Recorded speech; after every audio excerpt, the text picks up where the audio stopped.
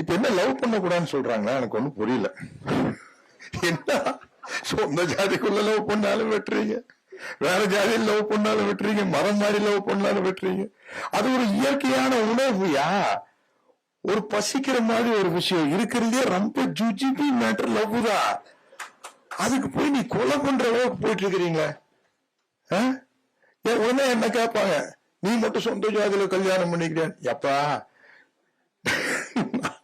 நான் ஒரு லவ் பண்ணேன், அது சொந்த ஜாதி சொந்தக்கார பொண்ணத்தை லவ் பண்ணேன். நாங்க ஒரு காலகட்டத்துல மாடி வீட்டு ஏழை ஆயிட்டோம். மாடி வீட்டு ஏழைன்னா கார் இருக்கும், பெட்ரோல் இருக்காது, ஃபேன் இருக்கும், ஓடாது. ஏன்னா கரண்ட் பில் கட்டி இருக்க மாட்டோம், பெட்ரோல் பங்க் காசு இருந்துக்க, நம்மளை கழட்டி விட்டாங்க. இப்ப அது அந்து போச்சா. அப்புறம் வீட்டுல பார்த்து ஒரு அரேஞ்ச் மேரேஜ் பண்ணாங்க. அதான் இல்லாட்டி இந்த கேள்வி வரும்ல பேஸ்புக்ல, கெட்ட நல்லா எல்லா ஒரு கெட்ட வார்த்தையிலையும் சொல்லி திட்டுவாங்க. எனக்கு அது ரொம்ப ஜாலியா இருக்கு. போடாதே, இருக்கிறதே 4, அதுல ஒண்ணு புடுங்கி வீசிட்டு போட்டுட்டு போக வேண்டியது. அதனால அது ஒரு பாயிண்டே இல்லை. மனித வாழ்க்கையில லவ்வும் செக்ஸும் ஒரு அத்தியாவசியமான விஷயம்.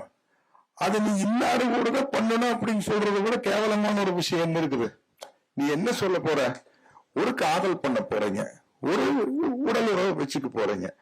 அது எப்படி ஒரு ஆணுக்கும் பெண்ணுக்கும் பிடித்தவர்களுக்கு மத்தியில் தானே அது நடக்க முடியும்.